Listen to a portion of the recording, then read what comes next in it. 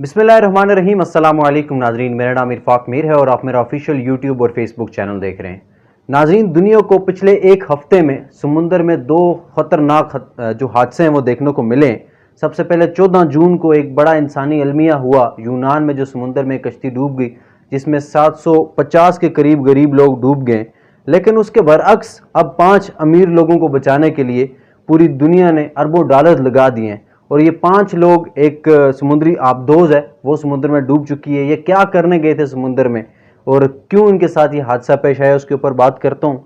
एक ये जो वाक़या है, ये जो आबदोज जो इन दिनों सोशल मीडिया के ऊपर इसके बारे में बड़ी बात हो रही है। 18 जून को ये अपने सफ़र पर रवाना हुई है और टाइटैनिक जो जहाज़ है आज से 111 साल पहले जो समुद्र में डूब गया था, जिसकी बड़ी तारीख है, जिसके ऊपर बड़ी फिल्में भी बनी हैं, बड़ी बातें हुई हैं, बड़ी किताबें लिखी गई हैं। उस टाइटैनिक जो जहाज़ था उसका मलबा देखने के लिए 5 स्याह, 5 अमीर ज़ादे, 5 अरबपति लोग एक आबदोज में बैठे हैं और उस मलबे का नज़ारा करने के लिए गए। और ये जो टाइटैनिक जहाज़ है ये बहरे ओकियानूस में डूबा था आज से 111 साल पहले। ये 5 जो स्याह है ये आज से तकरीबन 4 दिन पहले कनाडा से रवाना हुए थे और अभी तक इनका कोई पता नहीं लग सका। उसके बाद से ऑपरेशन जारी है और बहुत तेज़ी के साथ ऑपरेशन जारी है। इस ऑपरेशन में अमेरिका, कनाडा, इंग्लैंड, फ्रांस जैसे बड़े बड़े ममालिक अपने तमाम तर उनने वसाइल यूज़ कर दिए हैं, तमाम तर बहरी जहाज़, बहरी जितनी भी उनके पास टेक्नोलॉजी है वो भी यूज़ कर चुके हैं। लेकिन 5 दिन गुजरने के बाद ये स्याह अभी तक इनके बारे में कोई पता नहीं लगाया जा सकता। ना इनके बारे में ये पता लगा कि ये लोग जिंदा हैं, कहाँ पर इनके जो आबदोज है उसका भी कोई पता नहीं लगाया जा सका कि वो आया इस टाइम है कहाँ पर। लेकिन अभी तक जितने भी रेस्क्यू के जो काम है उनको फ़ौरन तेज़ कर दिए गए और इसके पीछे सबसे बड़ी जो वजह यह है कि ऑक्सीजन बिल्कुल ख़त्म हो चुकी है। ऑक्सीजन जो उनके पास मौजूद थी जिस टाइम मैं ये वीडियो रिकॉर्ड कर रहा हूँ, इससे तकरीबन 1 घंटा पहले जो आदाद शुमार बताए जा रहे हैं उसके मुताबिक ये ऑक्सीजन ख़त्म हो चुकी है और रेस्क्यू का जितना भी काम है वो तेज़ कर दिया गया और बहुत तेज़ किया गया है। जिसमें अब जितने भी माहिरीन हैं, जो रेस्क्यू करने वाले लोग हैं, उनका ये कहना है कि ये जो जितने भी स्याह हैं इनके बचने की उम्मीदें बिल्कुल ख़त्म हो चुकी हैं। और क्योंकि एक तो ऑक्सीजन ख़त्म हो गई है और ऑक्सीजन ख़त्म होने के साथ ही आपको पता है 5-10 मिनट में इंसान का काम तमाम हो जाता है। लेकिन खैर दुआ करते हैं अल्लाह पाक से, कोई भी चीज़ दूर नहीं है। लेकिन जो टीम्स हैं, जितने भी अमेरिका, कनाडा इसके ऊपर लगा हुआ है, उनकी रेस्क्यू की टीमें तेज़ी से काम कर रही हैं।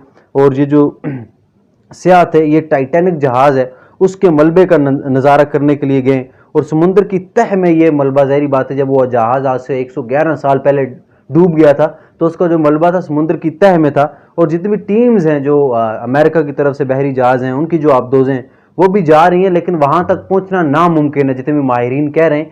तो जितनी भी अमेरिका के पास भी जितनी टेक्नोलॉजी है वो भी ज़्यादा नीचे गहराई तक नहीं जा सकती, क्योंकि ये ऑपरेशन में अगर तह में जाना है, समुद्र की तह तक जितने भी लोग अब ऑपरेशन के लिए ये रेस्क्यू करने के लिए जा रहे हैं वो भी मौत के मुंह में जा रहे हैं। इसका अंदाज़ा आप इस बात से लगा सकते हैं कि माहिरीन के मुताबिक सतह समुंदर के मुकाबले में समुद्र की तह में जो पानी का दबाव होता है वो 400 गुना बढ़ जाता है।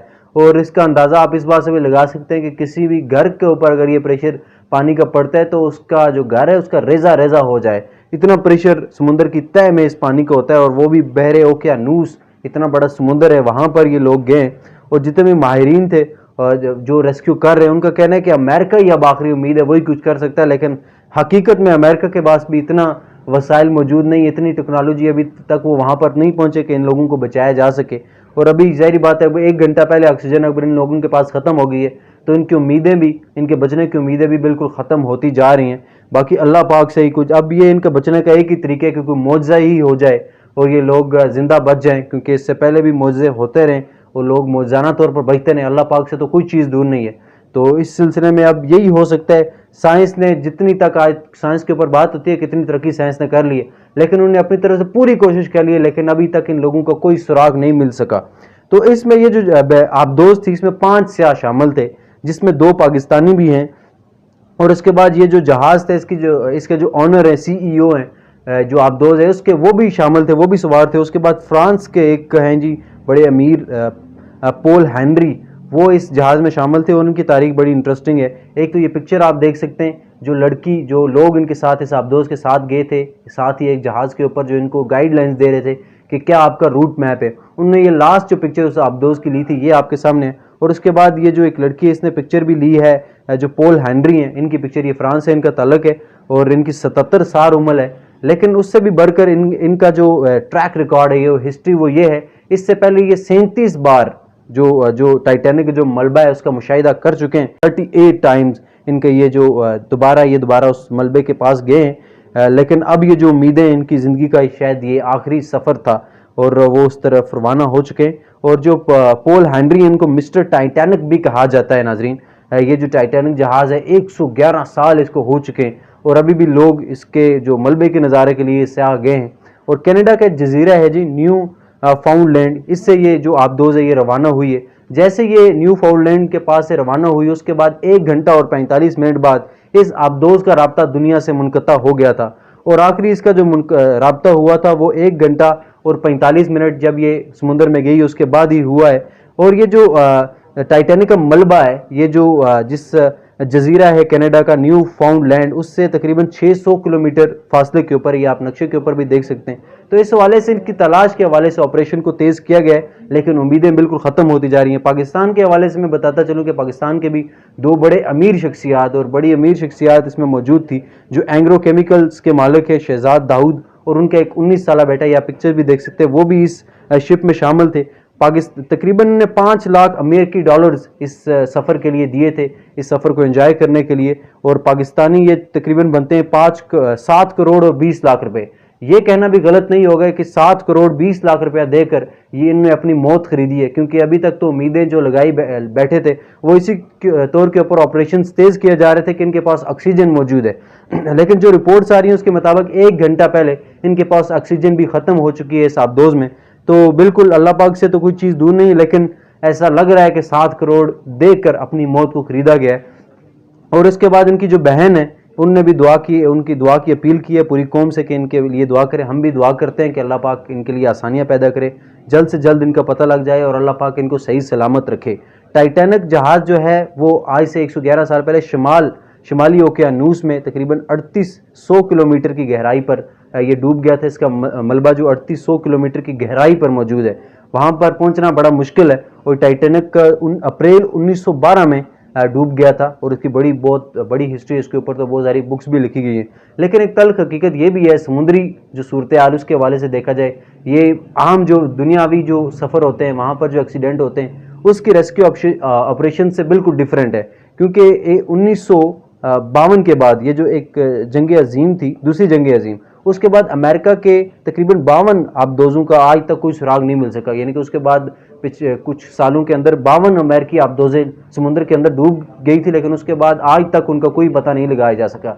एक उनकी आबदोज़ मिली थी जो रूसी कुछ स्याह समुद्र के नीचे थे, गोताखोर, उनको मिल सकी थी। एक अमेरिकी आबदोज़ मिली थी। यानी कि दूसरी जंग अजीम के बाद 52 जितने भी जहाज़ थे, जितनी भी आबदोज़ें थी, वो समुद्र में गई हैं, लेकिन उनका सुराग कोई भी नहीं लगाया जा सकता। लेकिन ये जो अभी जो आबदोज़ समुद्र में गायब हुई है उसके वाले से ऑपरेशन तेज़ किए गए। लेकिन उस वाले से मंगल के दिन, क्योंकि ये जो आबदोज़ डूबी थी जिस टाइम इसका दुनिया से राब्ता मुनक़ता हुआ था वो 18 जून थी नाजरीन, लेकिन यानी कि पिछले इतवार को। लेकिन मंगल वाले दिन इस वाले से अहम अपडेट ये जितने भी माहिरीन थे उनको मिली थी कि जहाँ पर टाइटैनिक का मलबा मौजूद है वहाँ से कुछ खौफनाक आवाज़ें भी आई हैं, और उन आवाज़ों के पीछे अभी तक कोई तहकीक में ये नहीं पता लग सका कि ये आवाज़ें किस किस्म की हैं। आया क्या उनका जो जहाज़ है, जो आबदोज़, उसके कुछ सिग्नल्स हैं, या किस मखलूक की ये आवाज़ें। और सोशल मीडिया के ऊपर इस मामले के ऊपर तो वैसे भी डिस्कशन चल पड़ती है, सोशल मीडिया के ऊपर ये बात की जा रही है क्या यहाँ पर जिन्नात कोई मौजूद है या कोई और मखलूक मौजूद है। लेकिन इस हवाले से डिस्कशन आगे बढ़ेगी या कोई तहकीक सामने आएगी तो ही इसके ऊपर बात हो सकती है। यानी कि इस ऑपरेशन में दुनिया के जितने भी तरक्की याफ्ता ममालिक है वो मौजूद है, और लेकिन उनसे भी अभी तक इस कश्ती का, इस आबदोज़ का कोई भी पता नहीं लगाया जा सकता। लेकिन माहिरीन का ये कहना है कि 5 मिनट अगर एक इंसान को ऑक्सीजन नहीं मिलती तो वो 5 मिनट के अंदर अंदर बेहोश हो जाता है, और अगर 10 मिनट उसको ऑक्सीजन नहीं मिलती तो यकीनन उसकी मौत हो जाती है। और ये जो जहाज़ था इसका आखिरी बार एक बहरी जहाज़ से रब्ता हुआ था, पोलर प्रिंस से, और 1 घंटा 45 मिनट जब ये समुद्र में रवाना हुई उसके बाद उनका रब्ता हुआ था। टाइटन इस आबदोज़ का नाम है, उसके CEO भी शामिल हैं। और आखिरी कोशिश अब अमेरिका की तरफ से तेज़ कर दी गई है, और ये आखिरी कोशिश अमेरिका, तकरीबन ये आखिरी कोशिश माने जा सकती है, क्योंकि उसके बाद तो ज़िंदगी का बिल्कुल उनके चांसेस वैसे भी ख़त्म हो चुके हैं। अल्लाह पाक से दुआ करेंगे कि इनके लिए आसानियाँ पैदा करे। और अल्लाह पाक ने इस जो हादसा ये पिछले 1-2 वाक़यात हुए हैं दुनिया में, इससे ये भी बता दिया कि मैं अमीर जितने भी लोग हैं उनको भी राय रास्त के ऊपर चलना चाहिए, अपने पैसे का सही इस्तेमाल करना चाहिए, गरीब लोगों का ख्याल रखना चाहिए और गरीब लोगों को भी चाहिए कि रिज़्क़ कमाने के लिए आप सीधा रास्ता इख्तियार करें, ना कि इन लोगों इल्लीगल तरीक़े से जाएं। तो अल्लाह पाक पाकिस्तान के लिए आसानियाँ पैदा करे, इन लोगों के लिए आसानियाँ पैदा करिए। इस वीडियो में ये लाजमी दुआ करूँगा। आप सबको अल्लाह पाक अपनी हिफ्ज़-ओ-मान में रखे। मुझे इजाज़त दीजिए। अल्लाह हाफ़िज़।